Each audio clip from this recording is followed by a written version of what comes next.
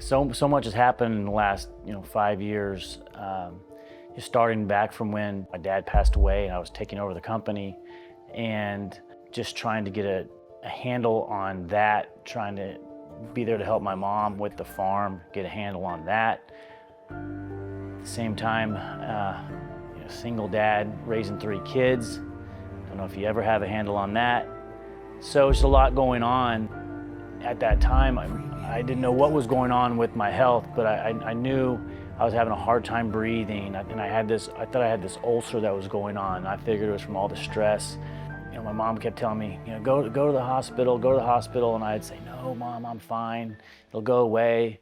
And then finally, I remember I was on a roof of a hotel on a Saturday.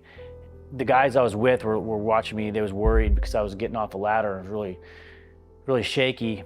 By the time I got to the ER, it was immediate code blue, and right then all the life flashes in front of your eyes. You're thinking about your family, your kids, everything. So much happens in that split second.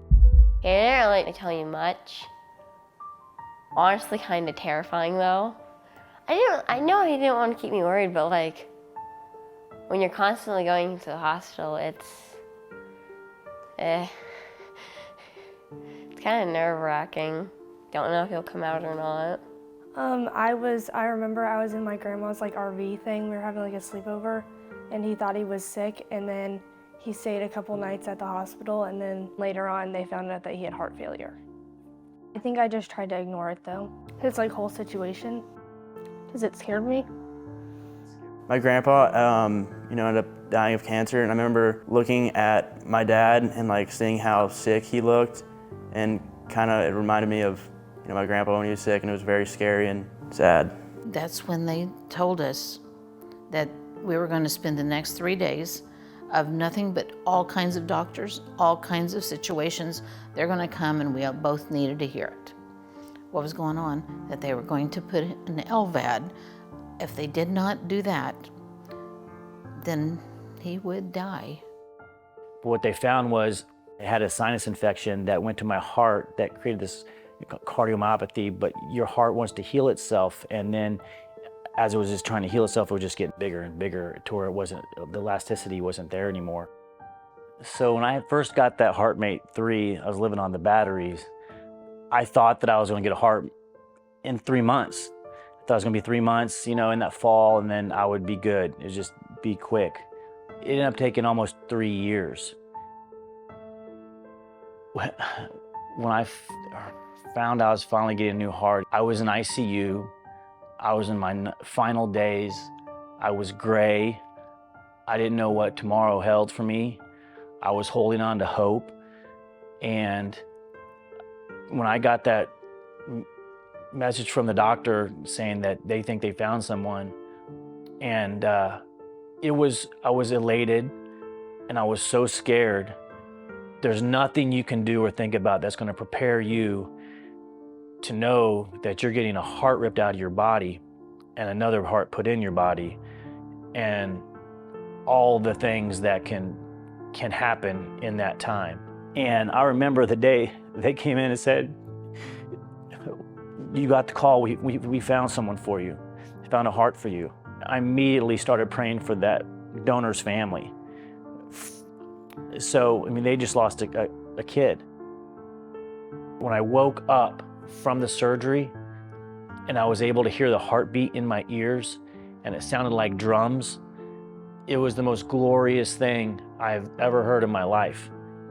And just to wake up and go, I'm here, I made it. This is amazing. And immediately I just wanted to see my kids and my mom and let them know I loved them and that I'm here for them.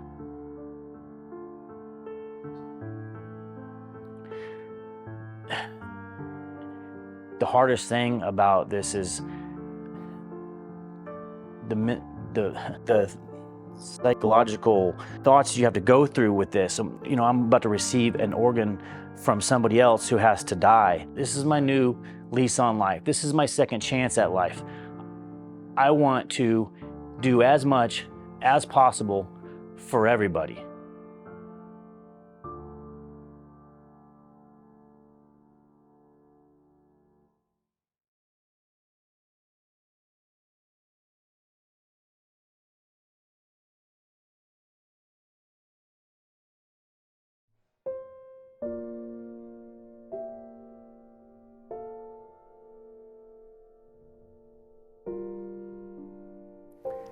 Since the last video, quite a bit has happened.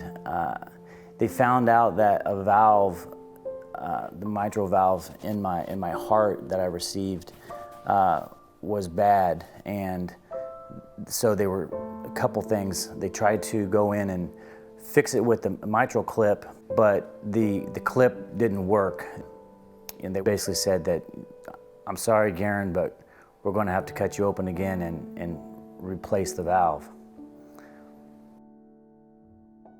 And so I had to go in and get cut open and ripped open for the 6th time in 5 years. And this time has been brutal. My body's just tired and worn out. You know, the average heart lasts 12 years currently per the data, and I've had it 2 years now, so that's 10 more years. And I want to be here to be able to walk my daughters down the aisle, be here to see my grandchildren. I'm just so grateful, and I just want to thank the American Heart Association, and I just implore you to help as much as you can.